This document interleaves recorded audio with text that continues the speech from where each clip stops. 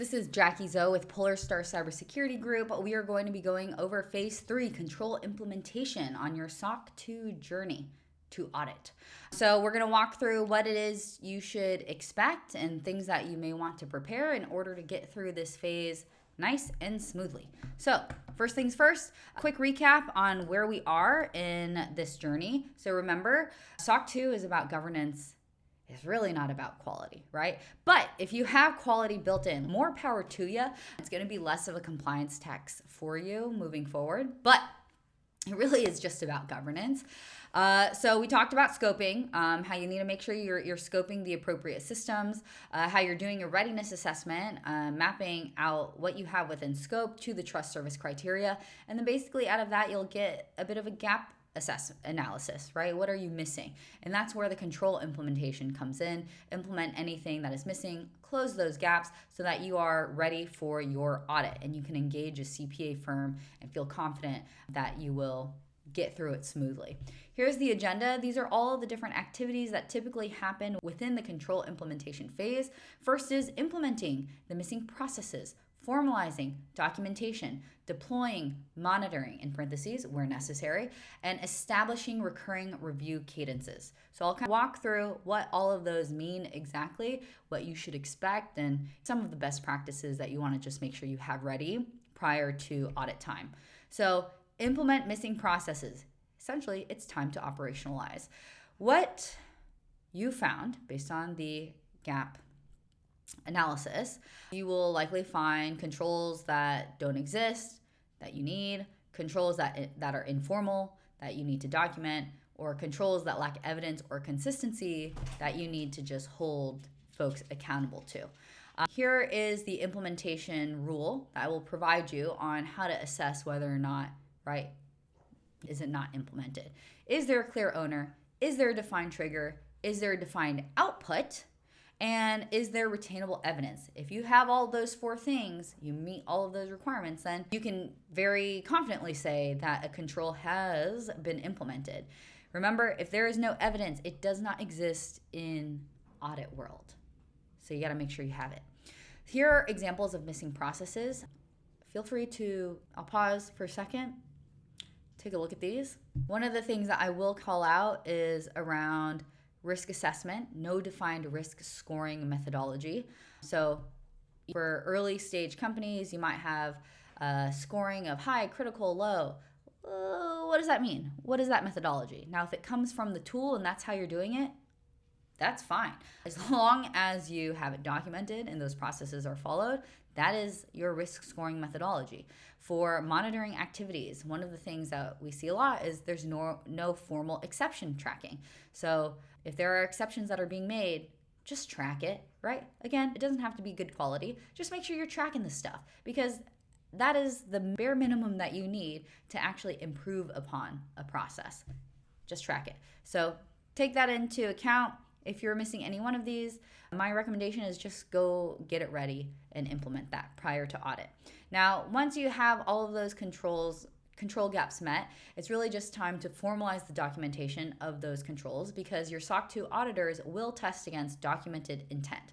In the previous video, when we talked about phase 2, there was an example in which we said engineering creating tickets in GitHub, but your policy says they're coming out of Jira, right? It's not really truly like a critical security issue, but it is showing that the documentation intent doesn't match what you're doing in reality. And so the implication is you don't have a good control operationally of what's going on. And so therefore, if something went wrong, you would have a hard time being able to address it.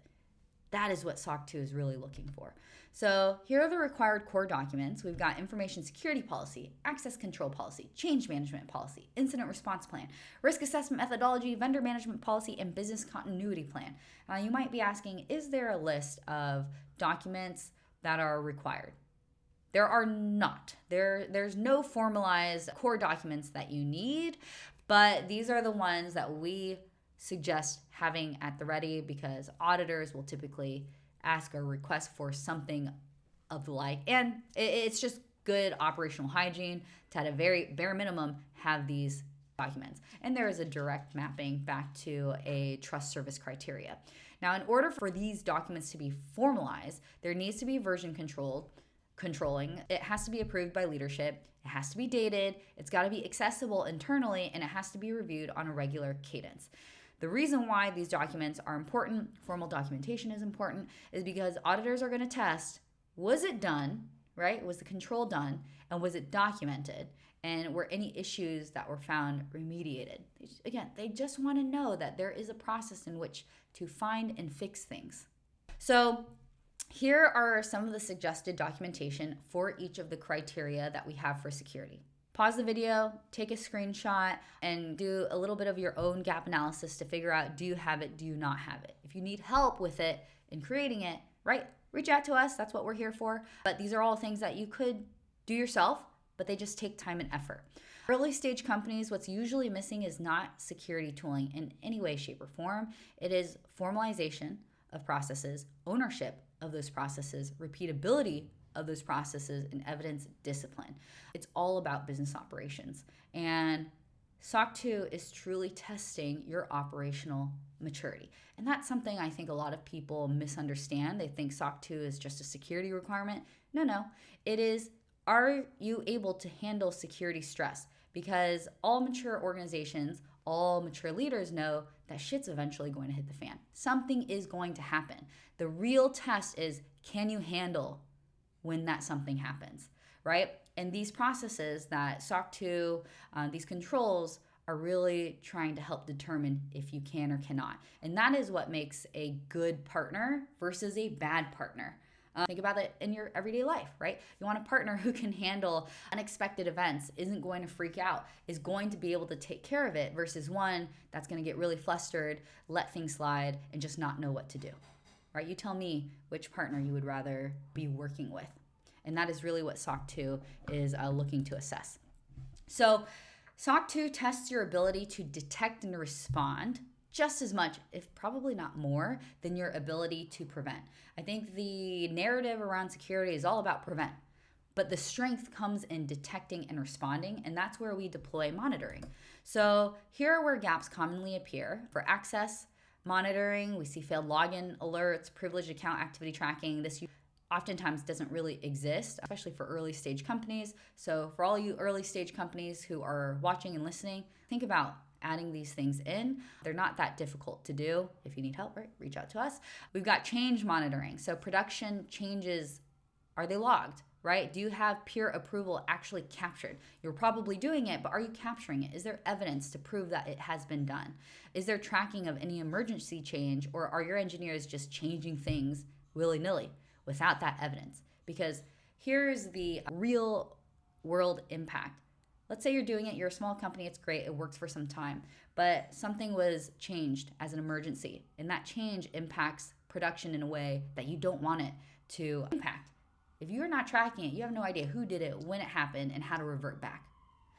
And so that's why change monitoring is so critical from a maturity standpoint. Security monitoring, so alert triage documentation, define severity levels, easy gaps to be able to close, and then of course vendor monitoring. So just ongoing review of critical vendors and just annual reassessment of those vendors. Here are the requirements to meet monitoring standard is that there is a defined alert threshold. There's a named escalation path. Who, right, is going to get involved if we do escalate. There are logged response actions, and there are timestamps. So here are things that are important to understand is under SOC 2, there are really two layers of monitoring that is happening. The first one is the one that we all understand. It's technical. It's system monitoring. So detecting security or operational events. So things like failed login attempts or privileged account activity. That is one of the layers in which we monitor the system. But then the second is control monitoring. So ensuring the controls themselves are functioning. If we were to use a technical analogy, it is testing the test itself, making sure it works. But in an operational sense, it's making sure that vendor reviews are performed, that log reviews are conducted on schedule. And that's why the timestamp and the system generated and the statuses are really helpful evidence to show that this has actually been done. Whether it's been done well, that's a different question. Whether it's been done, That is what we need to know at a bare minimum. Auditors are looking for the following: defined scope, defined cadence, named owner, evidence of review, and evidence of follow-up when it comes to monitoring. Again, if there's no evidence, it doesn't exist in audit world. So you just have to make sure you have it. And this is why this is one of the more underlooked pieces of the audit of activities is making sure you have the evidence, right? To be able to provide samples and such to your auditor. The next is to establish a review cadence. So the question that you want to answer, or the auditors are trying to answer, is your operational rhythm institutionalized, or are they just one-off tasks?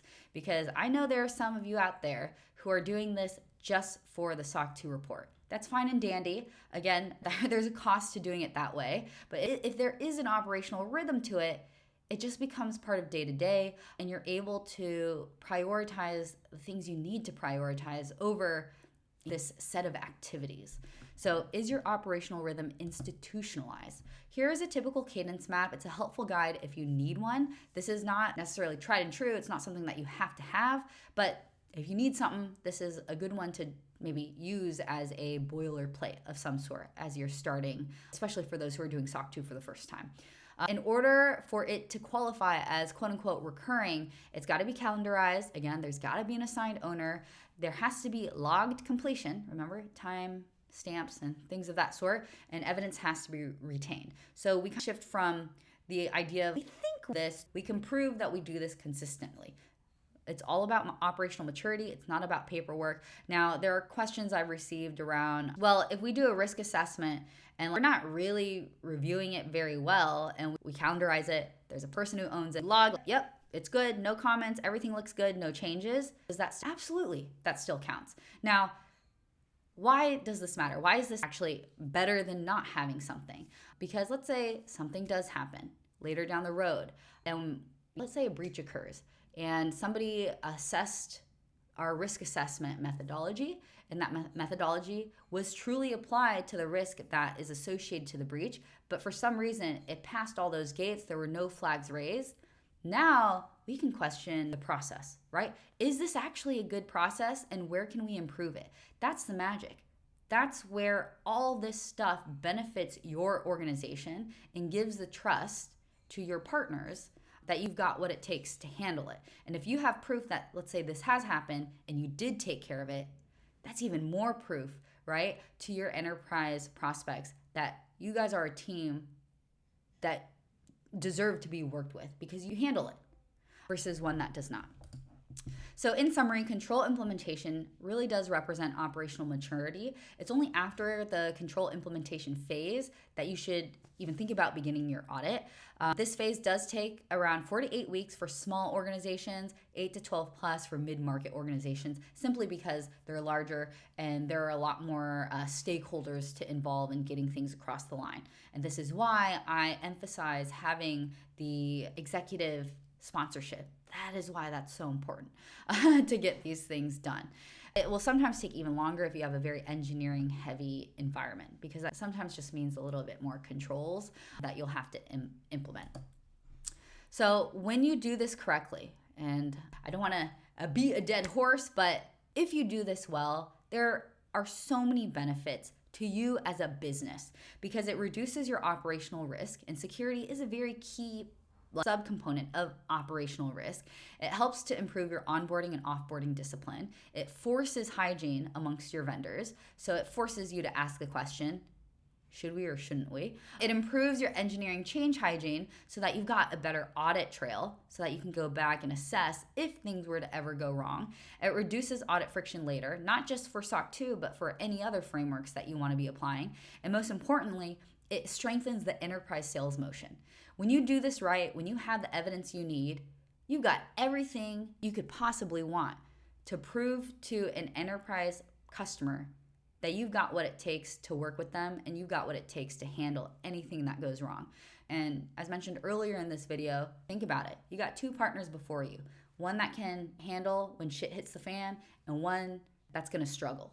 Who would you much rather be partnered with, especially if you are a larger enterprise organization that has more to lose? So when done correctly, it's great. When done incorrectly, it is truly a compliance tax. So for all of those who complain about SOC 2 being dumb, my argument is that it's because you're likely just doing it. You're doing it wrong, and you're doing it for the wrong things. So remember, it is governance, not quality, that we're looking for. Auditors want to know, does your system do what it claims to do? Where are those commitments documented, and can you prove it? You have to be able to articulate what accurate processing looks like, because if you can't, auditors can't test for it, right? Again, not good processing, just accurate processing. And type 2 is all about consistency, has nothing to do with sophistication. So always remember that, and that'll also help make things a little, hopefully, less stressful. And as always, we know what it takes. We are your partners in security. If you are starting to engage in the readiness process for a SOC 2 report, we would love to partner with you and help you through this journey, make it as easy as possible, and provide the trade-offs between quality and speed, right? And sometimes you don't have to forego both. It's not that hard to deliver quality stuff if you know what it is that you need to do. So thank you again, Control Implementation. The last video to the series will be about the audit and just what to expect during that time. Thanks.